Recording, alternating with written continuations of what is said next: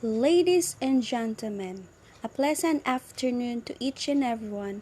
Welcome to our virtual alternative class entitled pasALAMath Integrating Technology in the Construction of Instructional Materials with the Advocacy Academic Excellence. To advance academic excellence through co-curricular activities, academic competitions, tutorials, alternative education, scholarship, literacy campaigns. At this point, we will start our program with an opening prayer followed by the two songs. First song is Philippine National Anthem and followed by the USA hymn.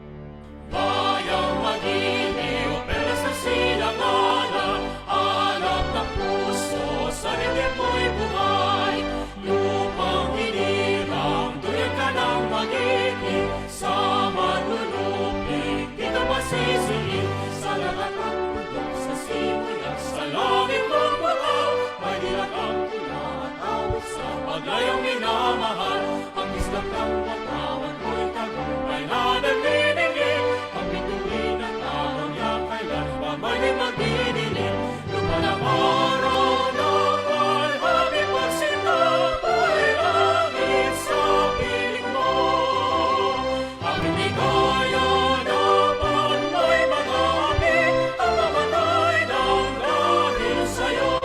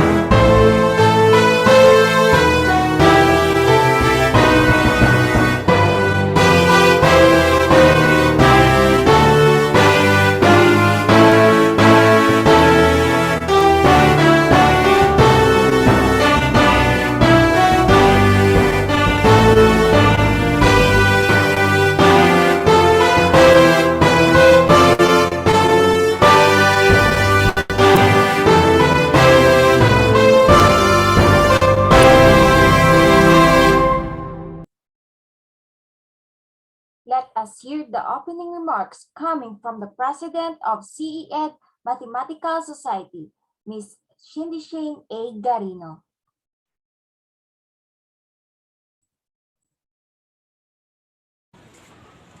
Good afternoon, everyone. It is my pleasure to welcome all the participants today. I welcome all the eminent speakers and guests from the University of San Agustin who have joined us and gave their time to share their knowledge and vast experience with the student community. So this alternative class is completely conducted on the digital platform due to COVID-19 pandemic. So the theme of this alternative class is entitled pasALAMath, Integrating Technology in the Constructions of Instructional Materials, which aims to provide knowledge on how technology be utilized to promote better teaching and learning. So we are proud to announce that this alternative class is being conducted along with the cooperation of the officers of CN Mathematical Society Organization.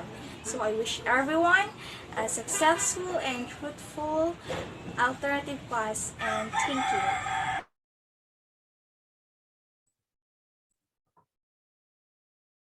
A very pleasant afternoon to everyone. I have the honor to introduce our prolific and generous guest speaker. She is graduated in 2011 from the University of the Philippines Visayas with a degree in BS Computer Science, graduated in 2016 from West Visayas State University with a degree in Masters of Arts in Applied Mathematics, graduated in 2018 from West Visayas State University Diploma in Teaching, and worked from 2011 to 2017 as web developer for Evertium Software Philippines Corporation before switching to a teaching career in 2017 at University of San Agustin. Let us all welcome our guest speaker, Miss Juana Suzy Amor Lobaton.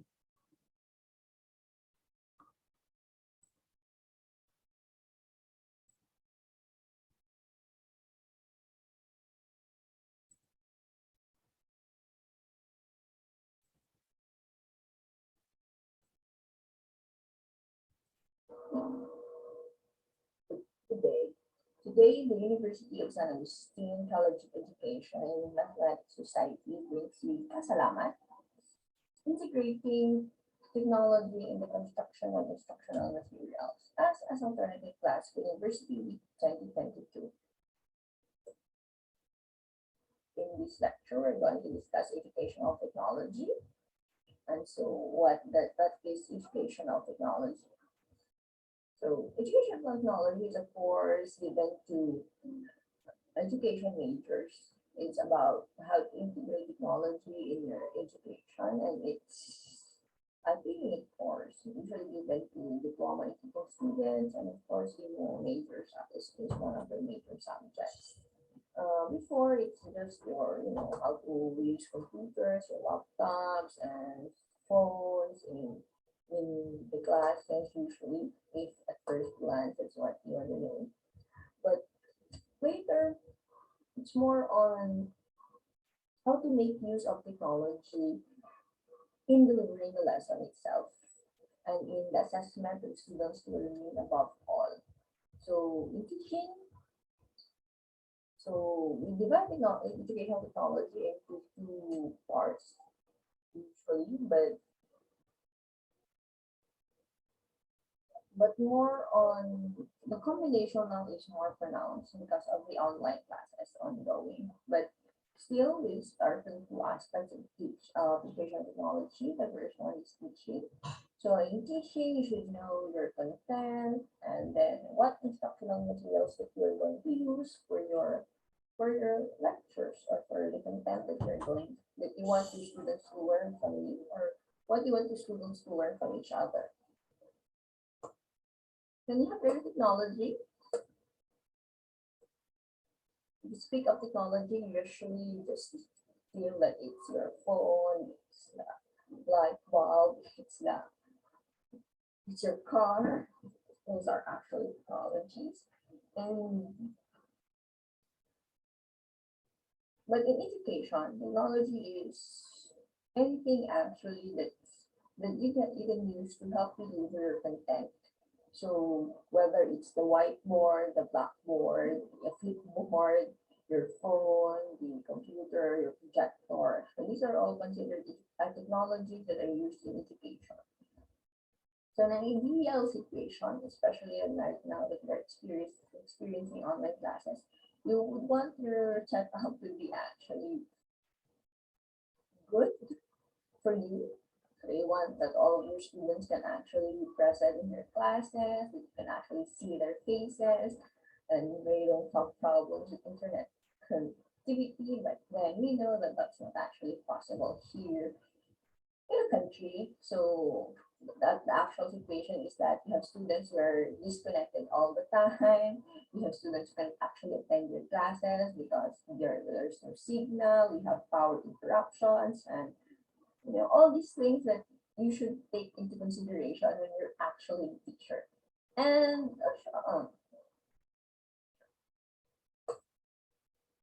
so we have so many challenges in the online classes, especially here in the provinces.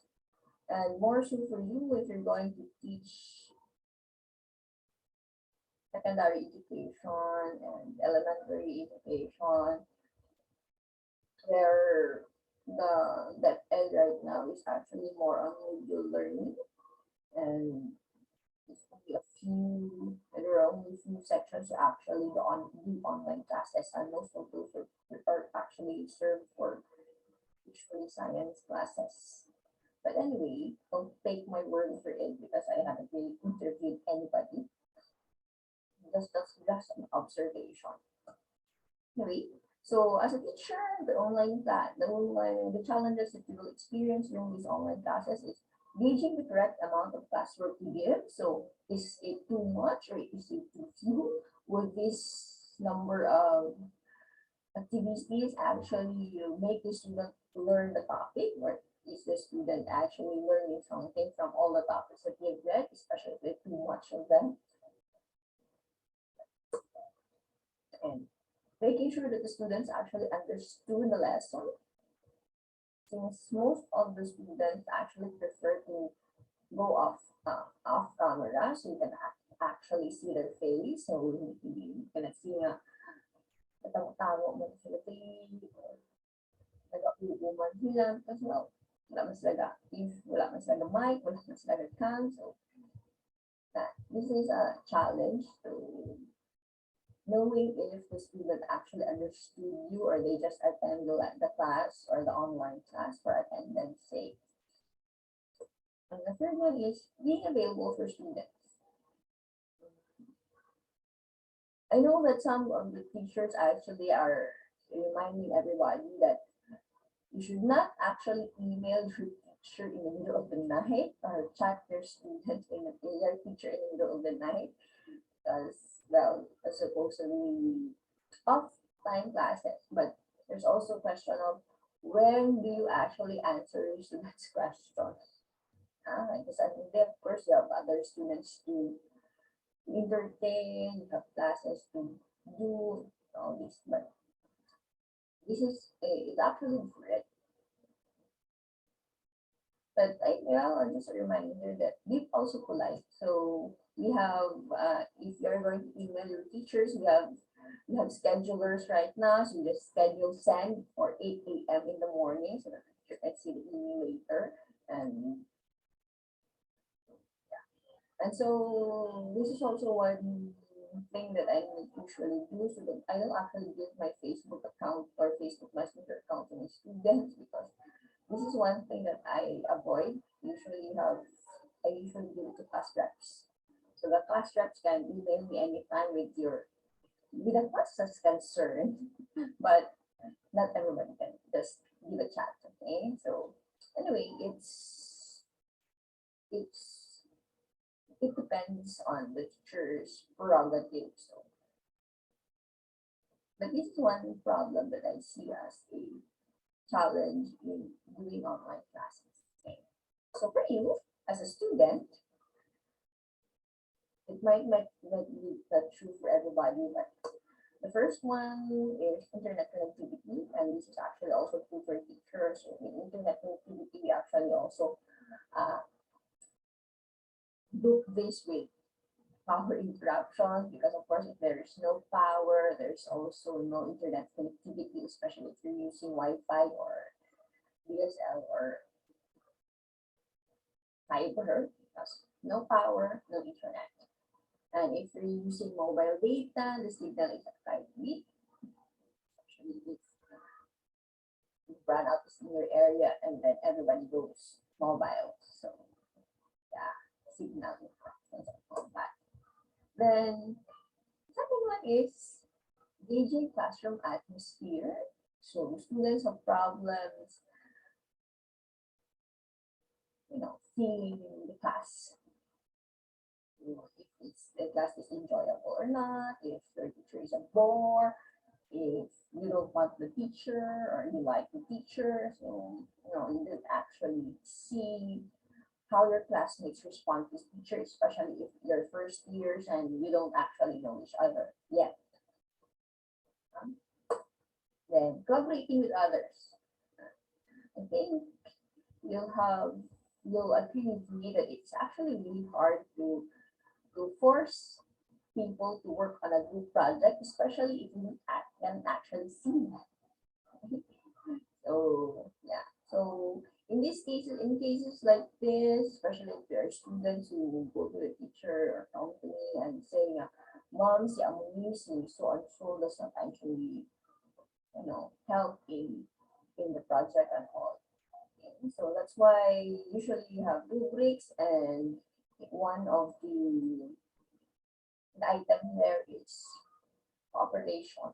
Okay, so you can allow your students to rate each other, and that's why in rating your classmates' output, since it's actually a small total in your output in general, I am saying that you should be honest, to be fair to you, and also to be fair to the rest of the group. And how your group really perform in doing the collaborative work. Okay. But anyway, topic for today is this. That was just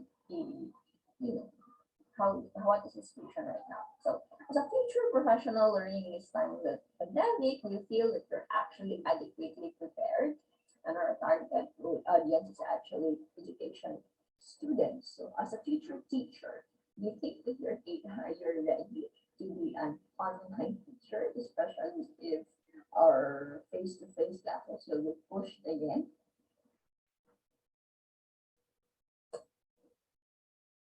Yes or no? Well, it will depend on you and how you will adapt as a professional later, or how you're adapting as a student right now. So you ask yourself, who will help me prepare to become a better professional? Huh? So the answer will always be yourself, because no matter how forceful a teacher is, and how many how many lectures you will attend, how many seminars you will go to, or webinars you will go to improve yourself. If you actually start with yourself, it will be just seminars. Okay? So yourself, you'll prepare yourself, should be ready. Of course, with a little help from your available technology. And I say available technology because there are technologies that are not actually available for us. Okay? Especially here in the provinces.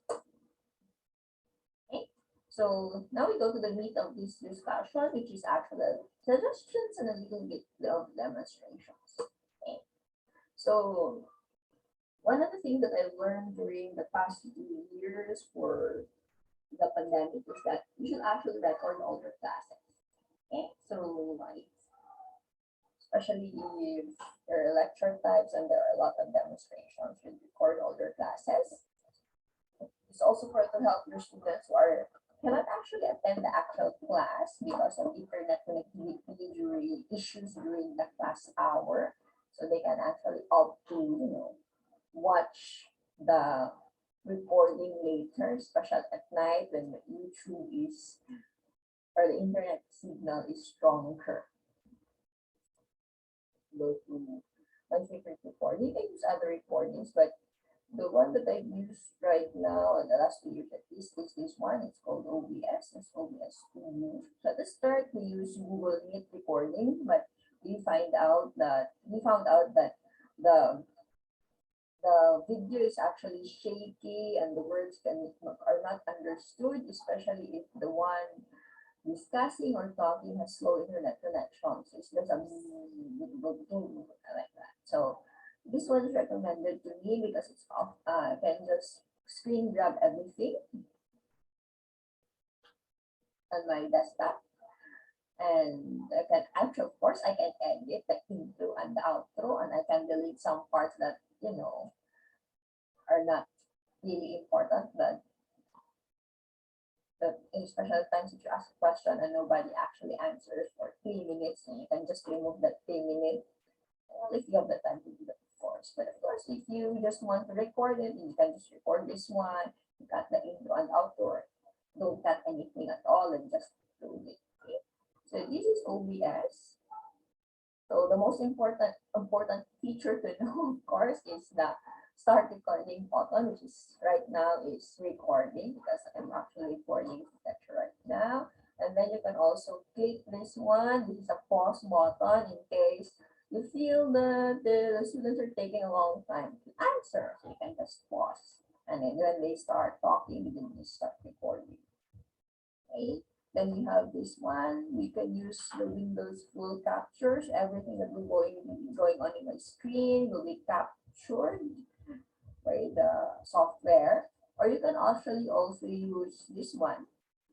Or you can actually add a browser. So if you want that your browser will be the only one to be captured, so you can add browser here, and you just check that one that it will be the one to be captured. Especially if you're using Google Slides like I'm doing right now, or if using something else. Okay, so for screen capture, game capture, if you're planning to be a gamer in the future, a streamer, and do this. Okay, then you have a video capture device. The video capture device is the camera. So you have this one. We'll add this one. Okay. So that's internal camera. And then after you finish your recording, so those are the basics.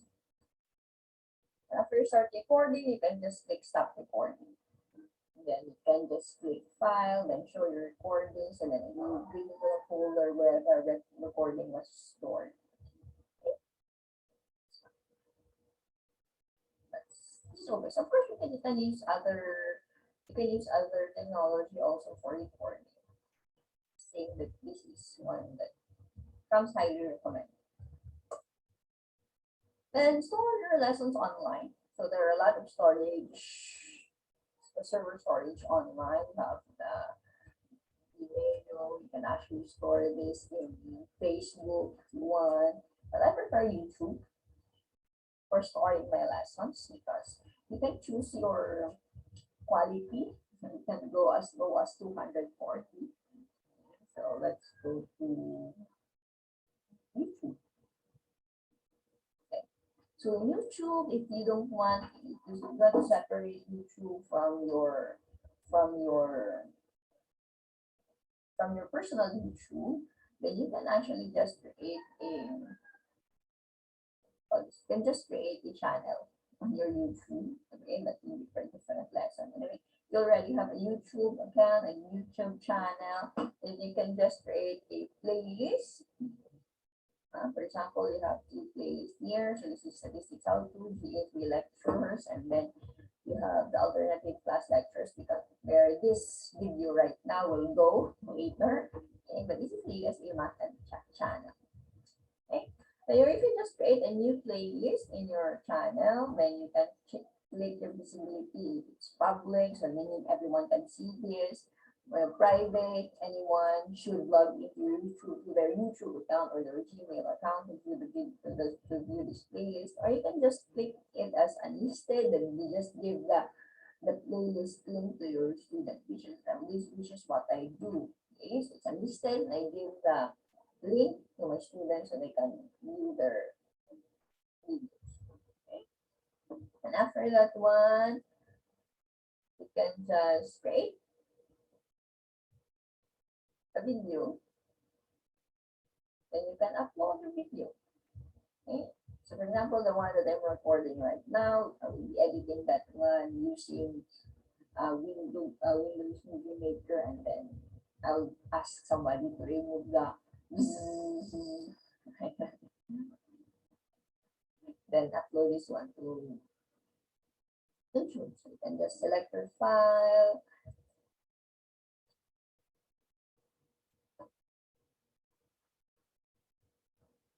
select a video, 20,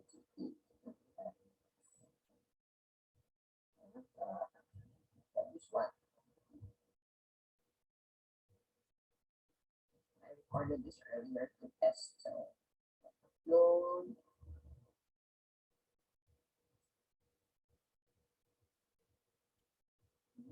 Then we can add a title.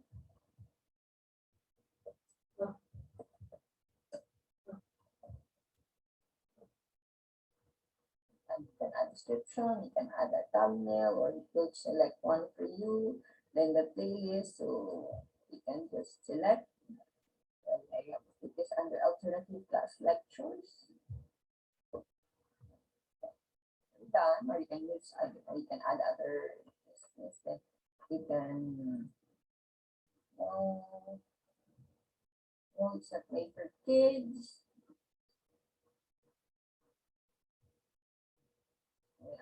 Available places. English. Now recording date, you can add the date. I recorded that one earlier, so you can choose a date. And that you can also just do that. And these are allow embedding, allow people to use content. You can uncheck note if you want. Then this is for education. Okay. Next. Add subtitles next.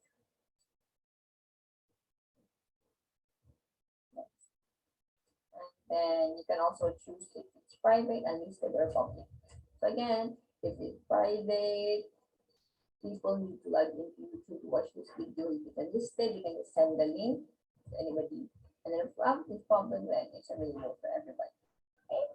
So then you save, and it will upload this video, which we are not going to do because this was just a test. Okay? So YouTube. You have recorded your lessons, you have stored your lessons online. Okay, so these are my two major concerns actually in doing online, our major suggestions in doing online classes. Okay, so you do your lessons, you store them online. I think I have folders of in my account. This is the USB Math and Stat account. So use this for official videos, but for lessons I use my own Gmail account also for that one from the school or my lectures. The next is use tools that are available to you and your audience. This one actually I don't really recommend sharing them for use in classes, but it's available because it needs a strong internet connectivity, but actually it's also cool. It's actually a good app. So for if you're using Google Slides, and you can simply go to add-ons, then you get add-ons. Then you simply type Fair Deck here. Well, it's recommended for you here and it's already installed. Okay, but you can just search it for here. Anyway, we have other ones here like Math Type for math equations, using charts for charts. Okay.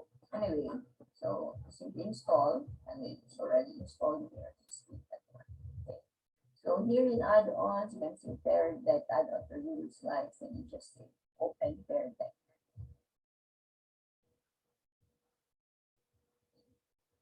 What people like, what I like about this one, or what most people like about this one, is that you can actually prepare your Google Slides beforehand, and you just insert your questions. Yes, for example, insert the available questions in the free account. So that's at text, choice, number, and website. So for text,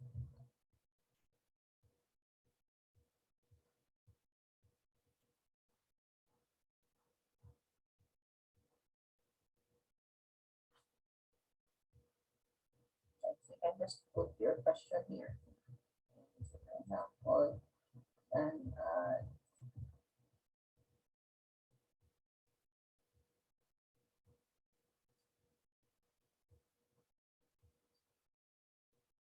do you like paramedic?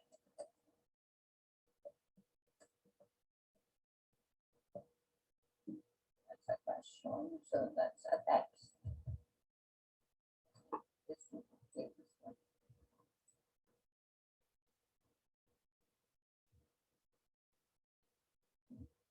And then I would like this as a choice. So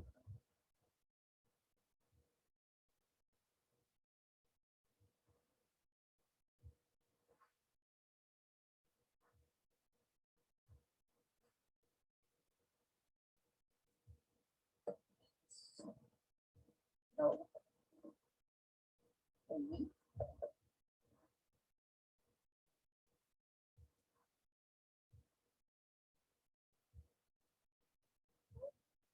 So you can also have number if you want our answers to be numbers and websites. Let's check those two, but not really create slides for them.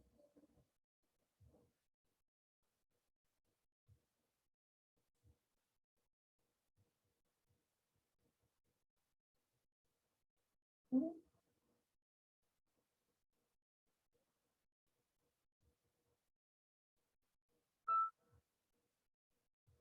For a number. And the last one,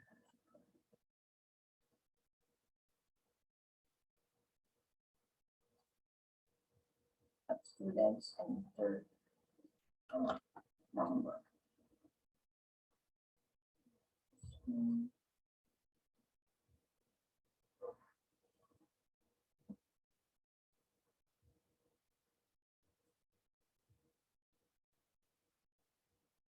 Response, just choose an option, enter a number, and then we go to the last one, which is a website.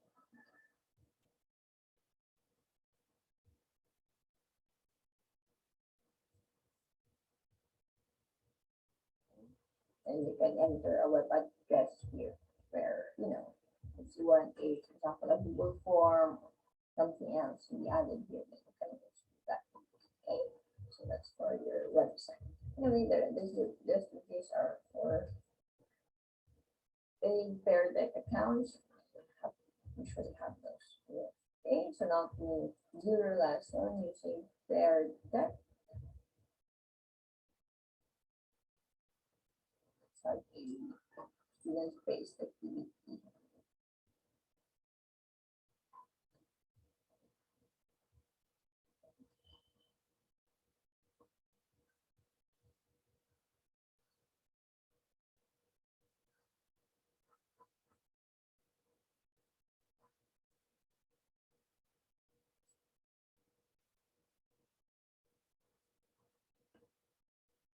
We added pair deck slides on page 10 to 13.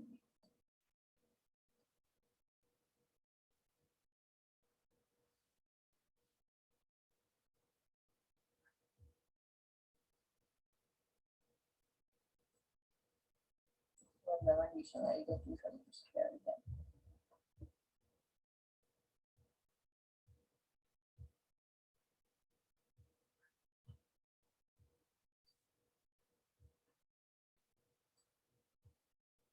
A lot of steps. Okay, and it takes a while to do.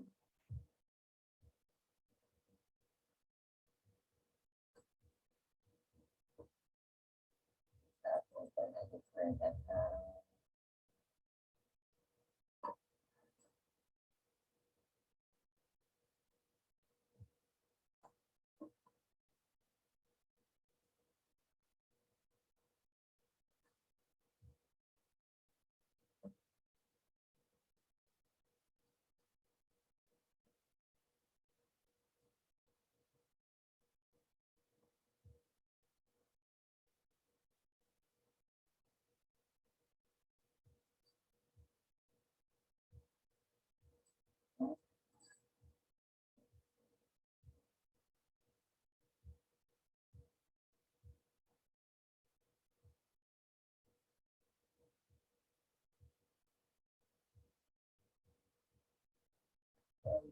this one actually. Offline, just give your students the link and they can start doing it on their own.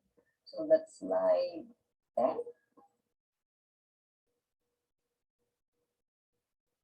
So do you like their deck? That's a question. You can click yes because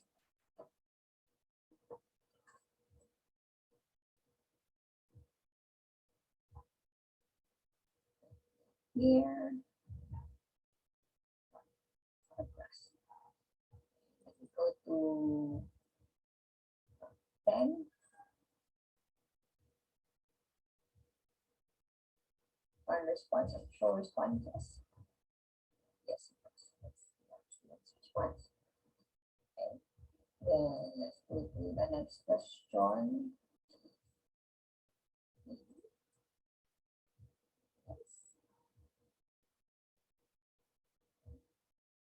Here,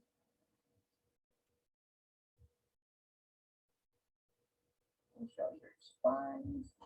So yeah, one student answered yes.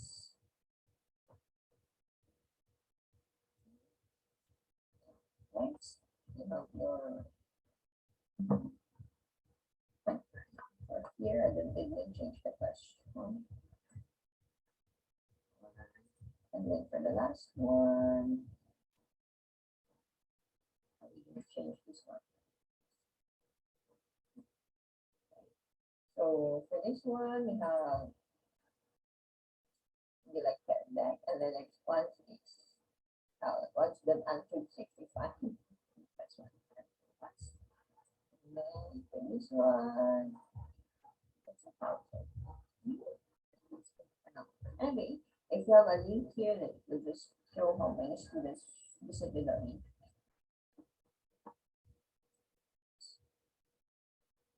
That's fair then.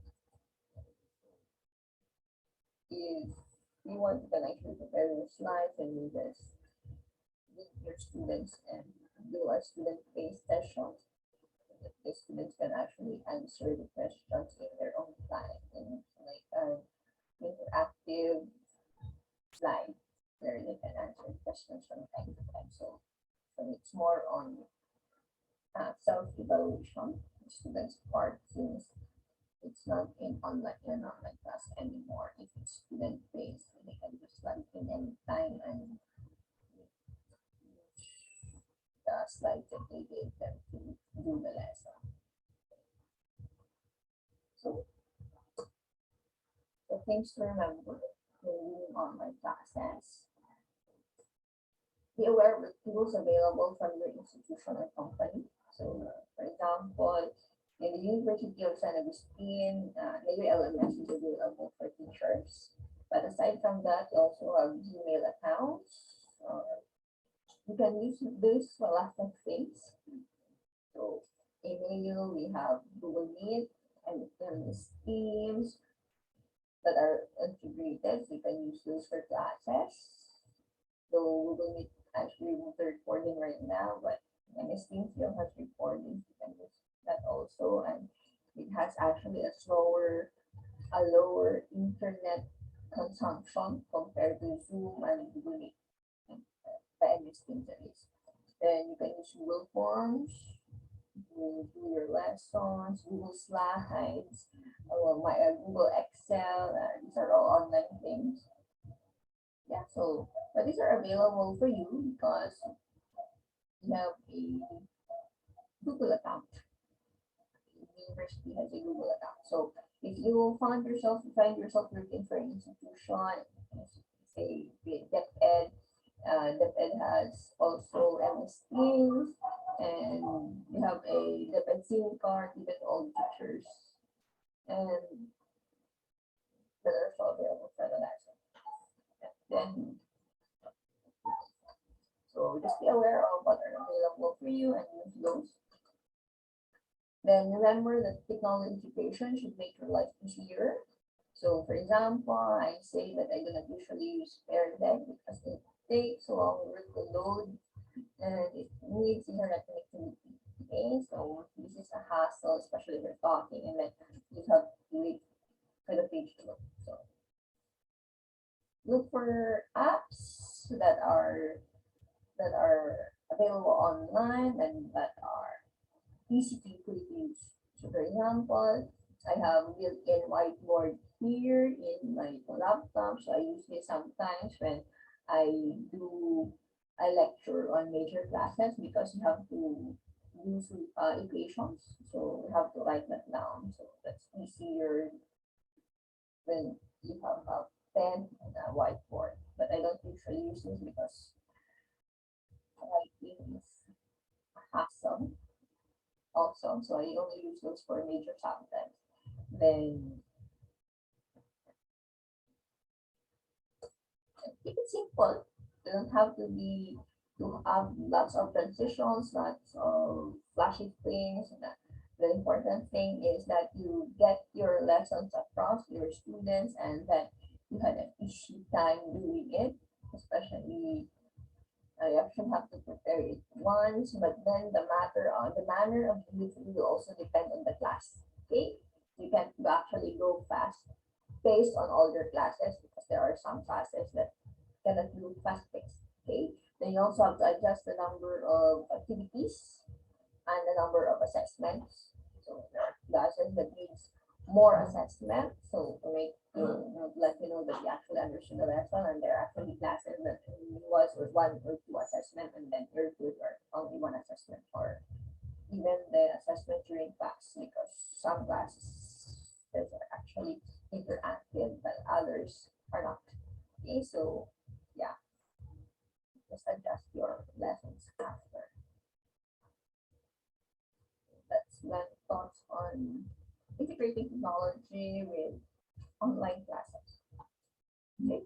And the next two speakers will discuss what technologies they're actually using right now after we discussed the different types of technology last year in their class and their lead. Okay. So at least this one we can relate to because there are actually students who I asked to do their own lesson plan. So these are some of the technologies that can be integrated in the outputs that they have submitted. So good day. Our second guest speaker for today, he graduated his junior high school at Tigbawa National High School, Science, Technology, and Engineering. He also graduated his senior high school in the same school under General Academic Strand. During high school, he had been a math club president in 2015. He was awarded first runner-up in provincial statistics quiz in 2015. He had been awarded with a scholarship in 2018, that is the DOST-SEI Undergraduate Scholarship for Poor but Talented Students stated under Republic Act 7687 up to present. He was a champion in the 16th Statistical Analysis Contest for college students in 2019. Champion in the search for Best Augustinian Passion Project Academic Excellence category. The project was entitled You Save a Financial Literacy Project on Saving Using the Traditional Bamboo Alcansha. He had been an officer in University of San Agustin Mathematics and Statistics Society in 2019 to 2020. He was the president of CED Mathematical Society for academic year 2019-2020. Currently, a fourth-year student at University of San Agustin taking Bachelor of Secondary Education major in mathematics. Let us all welcome Mr. Cyril S. Tubola.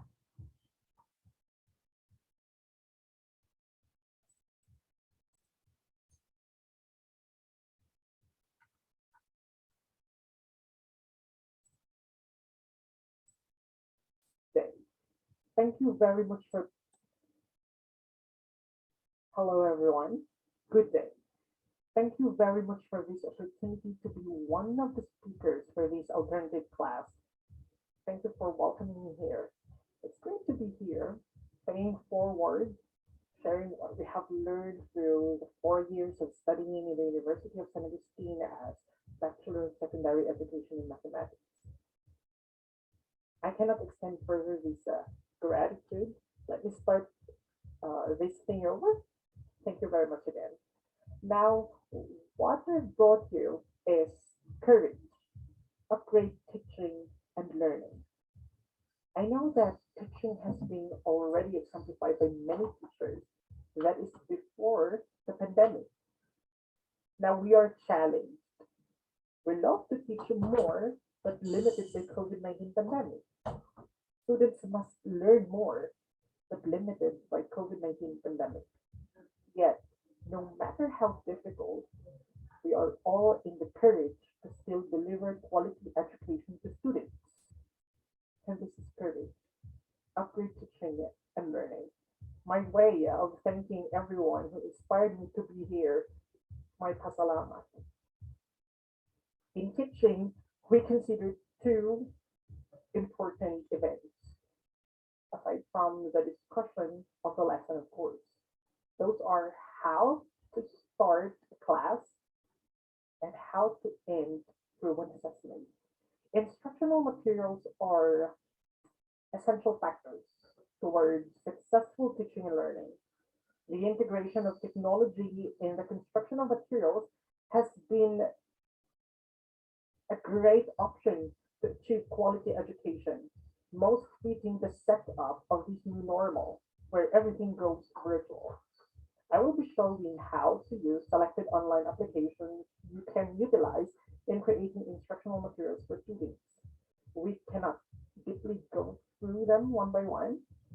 All you need to take note are the links and basic steps to use it. I leave other things to you. I always believe that I always believe to one's unique abilities, creativity, and flexibility. Be creative, be flexible, explore. Now, let's start with starting a class. Hook students' attention. How can we grab the interest of the students? Why not start with games, right? Why not start with games? Because students love games. My one suggestion here is Bamboozle for motivational activities. Starting a class using Bamboozle. What is Bamboozle? We will all know about this online application. Please copy this link below. https that www.bamboozle.com and search this through Google search engine and you will be having this one. See this one, Bamboozle. This could be online or in the classroom. No student accounts needed. Yeah, suitable for all ages. Make educational games. Now, according to Association of School Librarians, Bamboozle is best website for teaching and learning in 2017. 17. Now, one of the features, some features, zero preparation needed. You only need to open the Moodle in your class and jump straight into the game. Or you can create your own game. And remember that no two games designed. This is designed with replay value at its core. Okay? Online or classroom play. As what I said, this could be used through online, or if we will go back to face, you can still use this. Okay? And this is an effective teaching tool. Students have no have to reproduce the answers, not just recognize them. And students self-assess because Bamboozle has this one feature, student study mode, So you can use these games for studying group or alone and still be top board because it's like you're studying but you're playing and you're enjoying. So mathematics can be fun and universally adored because, of course, this is famous to many countries, and we would like to exemplify it here in our country. But let's start here. And how can we make games out of this, and how to you know, play games from it. You can just only click this My Games, and that's it. Make a game, make it once, play it forever. This is not like an advertisement, but showing you how to create a game using the Moodle for your motivational activities. So let's say when you make games, you start with the title, of course, of your game. Say this is, let's say, just an example for this alternative class, and you can choose, yeah, see, built in. How about this? Oh, okay. I agree. And I just see what is that? Okay. This is pa pa sa lamat. We can choose the file again. It's difficult to understand. You can use the Gmail, like, make it happy Gmail. In the description, alternative class,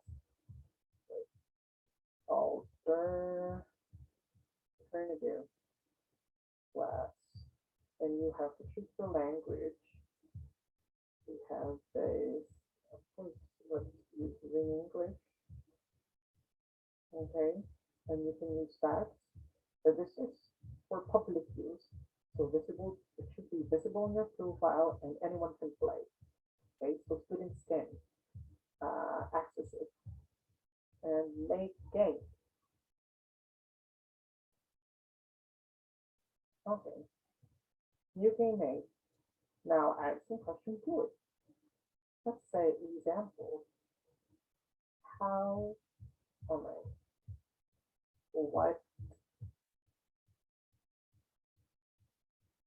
day is today? Let's say. And the answer, of course, is what day today? What's today? Today is March, what? March, no,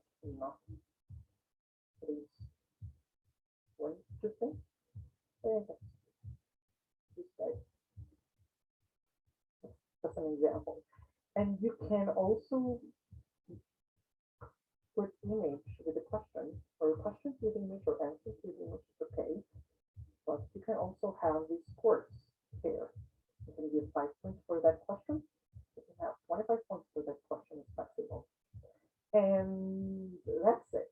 You can also make a multiple choice. You can delete this question. You can go through the settings and explore. So you have to say just one. Okay. And that's it. Let's make another question. What day? Tomorrow. Tomorrow. What is tomorrow? Tomorrow is first Wednesday. It's an example. And you'll give 10 points for that one. So we just say it. So we already have questions here. This is the question. This is the answer. This is the point. 10 points, but you can still edit that one if you wish. I'll edit it to 1.5 again. For example, 1.5. You can duplicate this question. Right. You can add it, you can delete.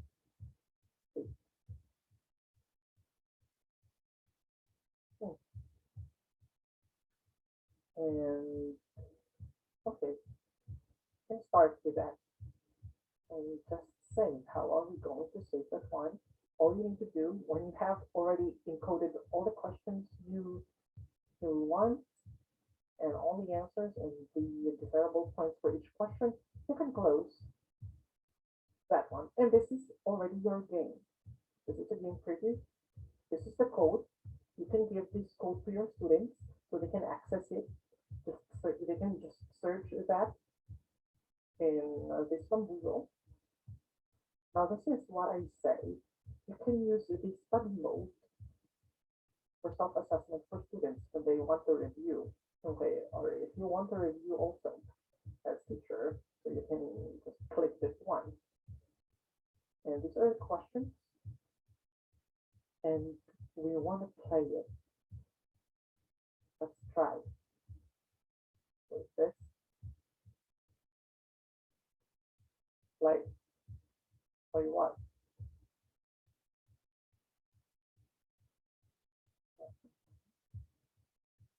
Bamboozle, yes, of course. How to play? I don't know if this is correct one, but you, how to play this make some teams, take turns choosing questions, say the answer, then hit the check button, click OK if the team is correct, or oops if not. So you can add how many teams here. You can start with of course teams, so 2 or 3 or 4. Now let's have 2. And you can choose here. Is it quiz only? You can have the classic and you can have the classic for junior, easy with power ups, on power ups. And this is good for all ages. So let's just use the classic one. Oh, here. As you can see, we have 3 things here. And you can actually edit the names of the teams. Let's say team 1 would be girls. Okay, girls. And team 2 will be boys. And you click OK. Now take turns. It's up to you how you start with it, but you see here team 1 will go first. So girls will choose among the 4 sets, of course, you call that with options for questions. Remember that you only made 2 questions, and the other 2 there will be your power-ups. Let's see, girls choose, for example, 1. Oh, that's power-up. So girls, yeah. The first team wins 15 points. So let's click OK. Do you see that? And boys' turn. Let's see. Let's just the question. What day tomorrow? Of course, Wednesday. The day is Tuesday. You know the answer. So let's check Wednesday. So okay. You see, 25 points to boys because that question for 25 points. It's girls' turn. Another power up. That's lucky enough. So they have 65 points. And for example, boys' turn. The last question, of course, today is Tuesday. So let's start.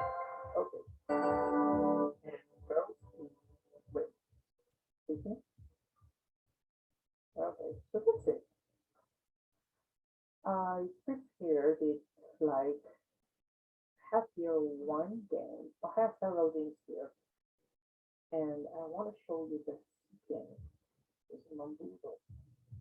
Okay, so I have here 9 questions like that. We have different points for each question.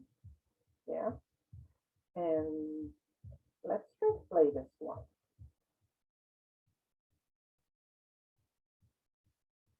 Let's have, I guess, 3 groups and classic. So very easy to use. Just project this screen and let the students play or divide themselves into groups, then host the game, let them take turns, and that's the winner at the end of the game. You can give prize to students or give extra points, right? So that's, I guess, can move students' attention. If you start your class with this one, I guess your students will be attentive enough and will be interested in your lesson, I guess. And I've been using this for how many demo teachings already, And yeah, students are actually enjoying. I hope you try. Hope you try. Let's say team one would be group one. Let's say group one, just to show you, just to show you how to rename group or teams. Okay, and you see here it's group one's turn. Group one's turn. So let them choose, for example, this section. Oh, it's power up. So they instantly win 10 points. For group two, well, choose them 7. Oh, that's not a power up. Take 10 points from which group? Let's say group 3 has no points, and it's fair enough. So you see, group 3 gets, of course, negative 10 because group 3 has 0 score and group 2 takes 10 points from them, which is actually I don't like because, how can you take something from nothing? Maybe you can get from group 1, but that's how it works. And that's the fun thing there. For group 3, let's say, this question. What's the representative subgroup or subset of a population? I don't even know the answer. Let's check. Example, okay. So I say yes. Of course, let's give points to group 3. -5. It's group 1's turn. Oh, groups of similar characteristics to have equal chances, either equal chances or random sample. Group of similar characteristics. Let's check. Stratified sample. The group of similar characteristics is to stratified sample as the equal chances is to random sample. How we give points? Let's just say okay. Now it's good to turn. What consists of all subjects under study? Population. Let's give a counter to 10. Let's try clicking the oops for group 3. Or yes, yeah. What involves collecting, organizing, summarizing, and presenting data and drawing general conclusions from it? Let's try. Statistics. Let's switching point. Okay. Group 1's turn. Purple. The Greek letter capital sigma is used to represent the sum of a list of numbers. Let's check. That's true. Oh, I got wrong. It's my fault. That's good. Equal chances, of course, random. Input number, let's try. Systematic sample. So equal chance is the random sample as the case number, systematic sample. And so, okay. So the leading team is group 2. For group 3, you have no score yet. Let's have here the case number is said stratified earlier. So group of subjects, cluster sample. 10 points. 10 points. And now this part, of course, we can have 5 here. I don't know how it, an experiment. What measurements or observations are gathered for an event under study? Of course, date. Let's so you see, we have pi here. Group 2 and group 1 have the same scores, but it's different. Group of subjects is to blank as group of similar characteristics to blank. That cluster is stratified. Deleting. And for group 3, I don't know if they can, but 20 points. Statistics have 2 major branches. The statistical technique used to describe data is called, of course, descriptive, as described, and blank, which is to make inferences, and only the inferences to use inferential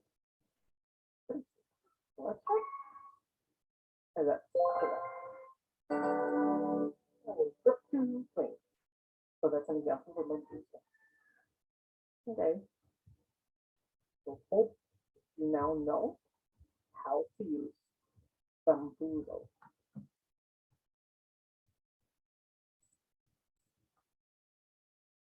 Our third guest speaker is graduated his secondary education at Banate National High School. During high school, he had been an editor-in-chief ang Busilak Filipino school paper at Banate National High School. He was the champion in University of San Agustin, Binalagay in 2018.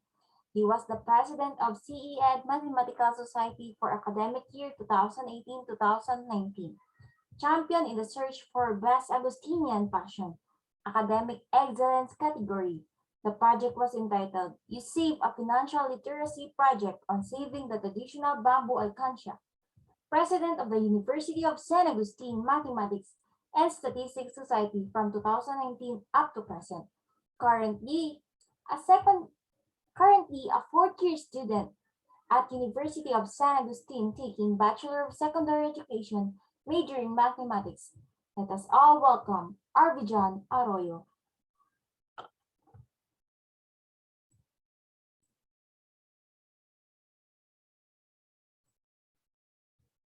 Yes. Good day, fellow speakers. Today, we gather to grasp new learning, new understanding, and new ideas. pasALAMath, integrating technology and the construction of instructional materials. This is very interesting topic, especially to us future educators. This is very important in the sense that, according to Ethnic Magazine, survey report today, found the use of technology in schools worldwide continues to grow, with 48% of students reporting the use of desktop computer in the classroom. 42% use smartphones, 33% use interactive whiteboards, and 20% use tablets. Aside from these facts, based on our situation right now in this pandemic, online learning and many platforms for educating students emerge. Today, I am here to pass Alan and Matt to share with you what I have learned and my thoughts about integrating technology in preparing our instructional materials in mathematics.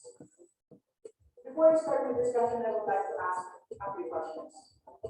Who among you here experienced receiving a message from Globe or Smart or any network you're using in the middle of an online class, reminding you that you already consumed all your data for internet? How about those who have been doing their activities online with eagerness, but suddenly been interrupted by electricity shut down? Who among you here are having internet difficulties? Many of us experience these difficulties that hinder us to be more productive in our learning and in doing our duties and responsibilities as students and as practice teachers. We knew that technology can be digital or digital, online or offline.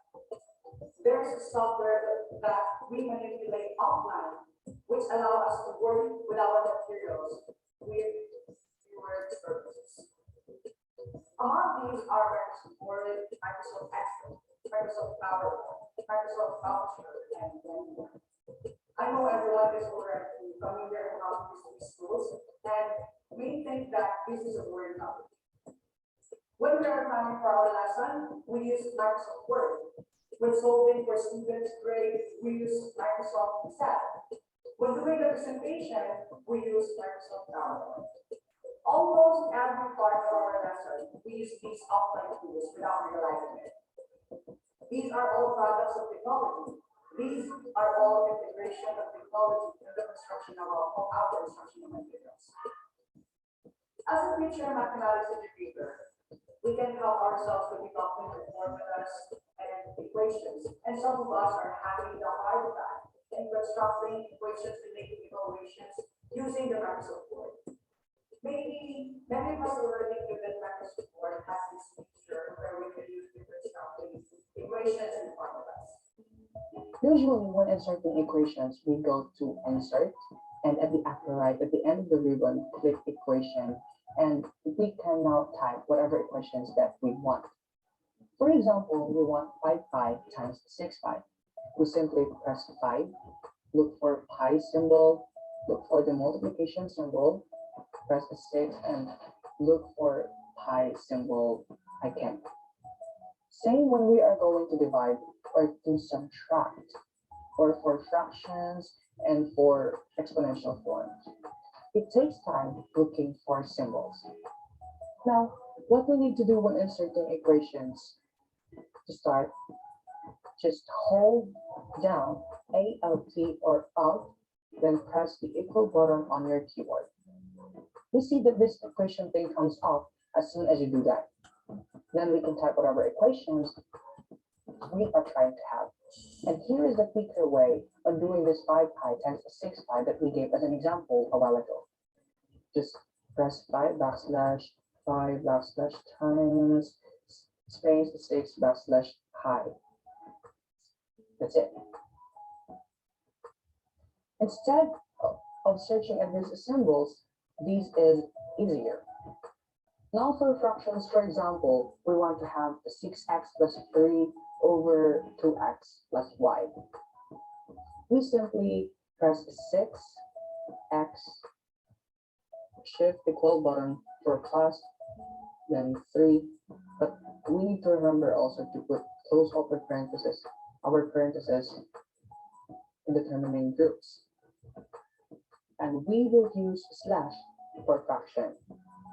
Open parentheses, 2x, shift equal button for plus, y, close parentheses, and space. For the exponents, for example, we want 6 to the power of 8.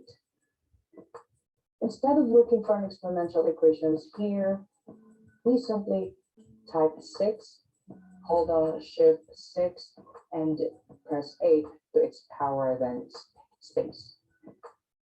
As you noticed, when pointing your cursor at these symbols, it tells what the shortcuts are. It is also better for us to be familiar with these shortcuts in order for us to save time.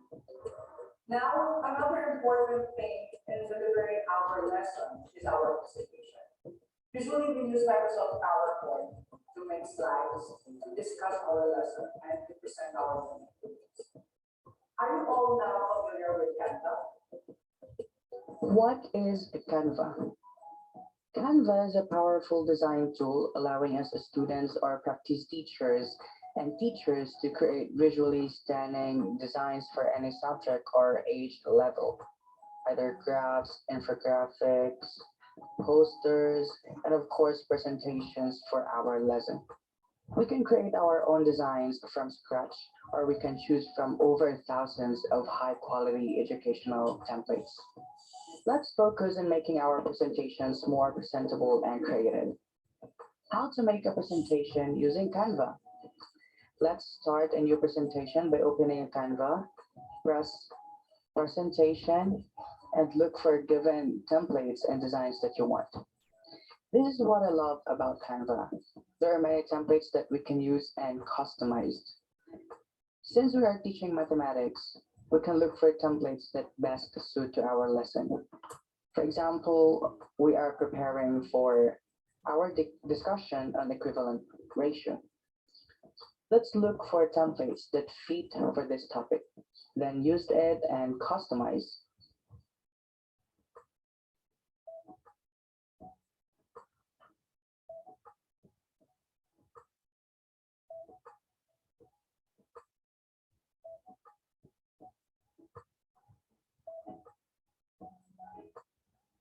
Now, after choosing a template that we want, it's time for us to customize it.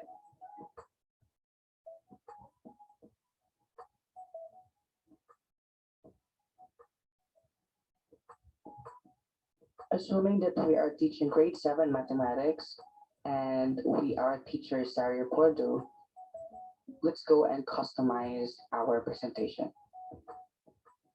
Some of the buttons that we can find on the screen are very much familiar with us, like this delete button where we can delete some slides, the undo button,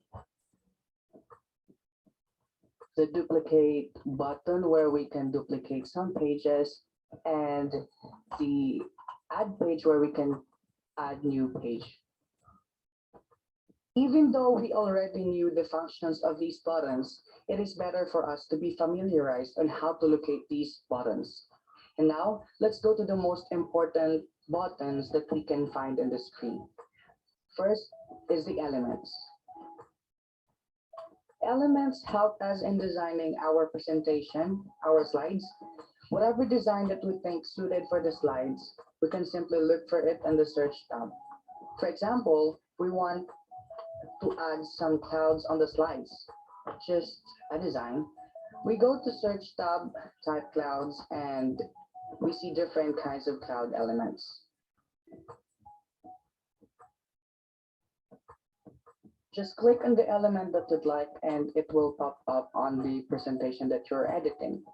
And you can drag it anywhere you want to place it. We can also turn its color to whatever we want by changing it.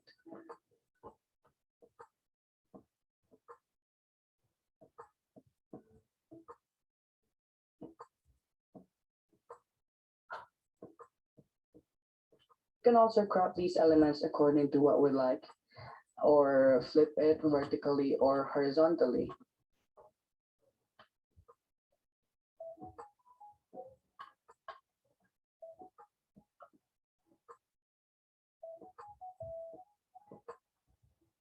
To make our presentation more creative, we can also add some animation on these elements. Next, we have the upload button. Uploads allow us to add our own images or videos or audios from our gallery.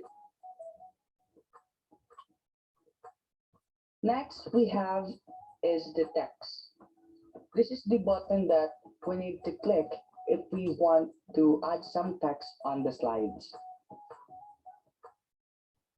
Just write the words that you need, and you can also change its color, change the font style, the size, or drag it to wherever you want, and also add some effects to it.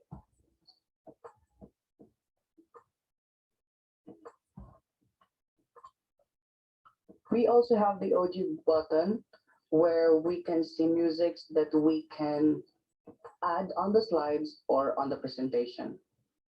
Also the background button, which allow us to change the background, be it graphics or colors, which allow us to look for the suited background for our presentation, which makes it more creative and attractive to our learners. Again, elements on the slides can be animated, and we can also add transitions to every slides. Just like the Microsoft PowerPoint, we also have the zoom and the grid view that allows us to see the whole PowerPoint presentation. Now to save your output, just click share. You can copy the link or download it. Canva will truly help us in making creative lessons. Although it is an online tool with its thousands of templates, teacher will also enjoy doing the presentation. Lastly, we all love to make our class creative and interactive. May I introduce you to Flipgrid? How to get started with Flipgrid. This is one of the most interesting platforms for education. It is basically let you use it as a video discussion platform where we can interact with our students. I am starting this from the teacher's perspective, showing you how to start it up, and we follow this up from a student's perspective so we can see each other's view looks like. Now, let's start by creating a Flipgrid account and see what is possible inside the platform. First, go to info.flipgrid.com where we can sign up as an educator. For students, they need a code to join, or we can share them a link. And later, we will know how to set that up. Go ahead and click sign up. We need to sign with a Microsoft account or a Gmail account, whichever possible. Then a sign up process will appear, and make sure to sign it up completely in order to proceed. Now, this is what educators or teachers see in the homepage of fifth grade. The first we need to do is to create a group. This is where our discussion is going to happen. By pressing the plus sign here, we can do multiple things around here. We can go ahead and edit the theme, choose the most appropriate one for the group. And it also says here that we are going to manage a group and add members to it, or we can also link it to Google Classroom. After creating a group, you can actually assign someone to co-lead the group if you're doing it with a co-teacher, or you can add a topic. Now let's create a topic by pressing this add sign, and this is what we see after doing it. Give it a title and give a good description. Our description will serve as instructions to our students.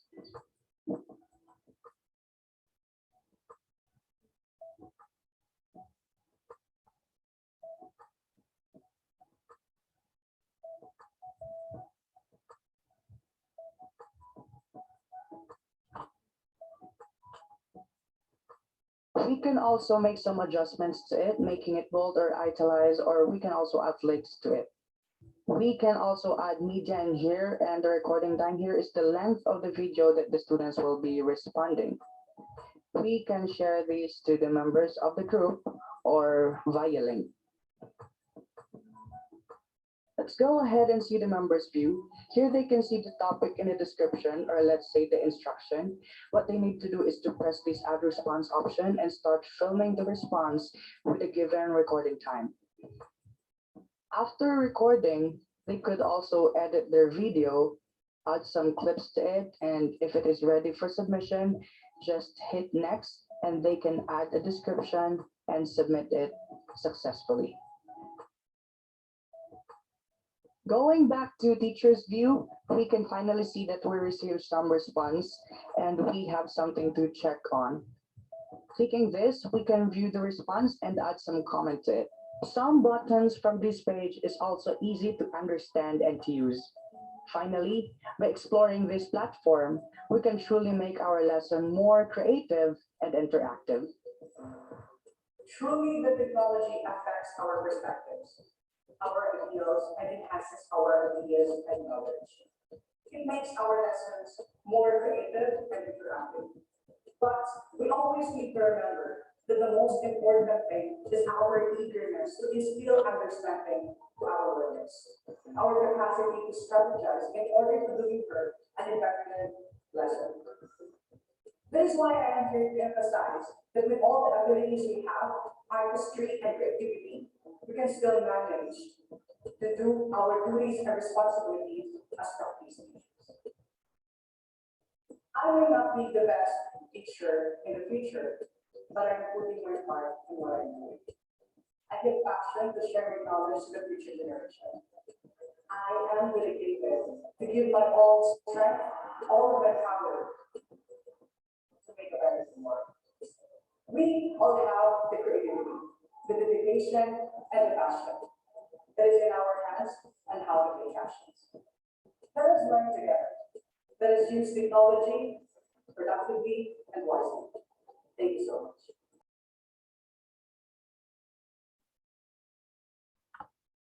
And now, let us witness the giving of certificate of recognition to our guest speakers.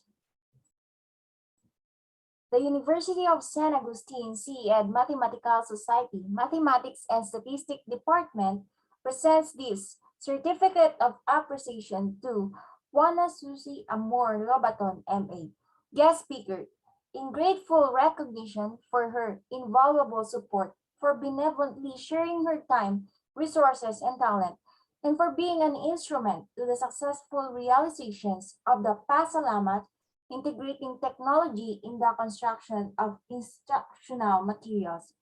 An alternative class given at University of San Agustin, General Luna Street, Iloilo City, 5,000, this first day of March in the year of the Lord, 2022.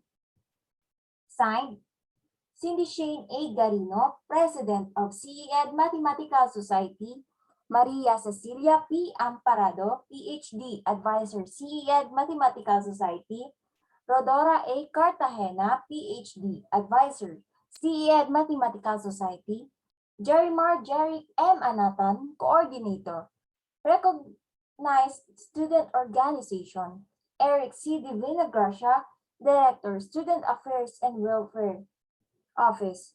Reverend Father Jonas M. Mejares, OSC, Vice President, Agustinian Formations and Mission. Also, this certificate of appreciation is given to Mr. Arvijan A. Arroyo, as well as Mr. Cyril Jan S. Tubola.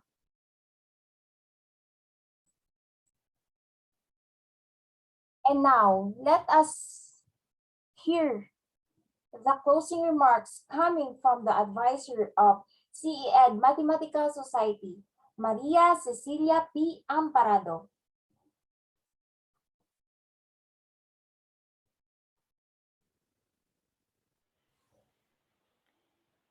In behalf of the College of Education Mathematical Society, we would like to extend our heartfelt gratitude. First, to Almighty God, to the intercession of Saint Augustine, for making this event possible.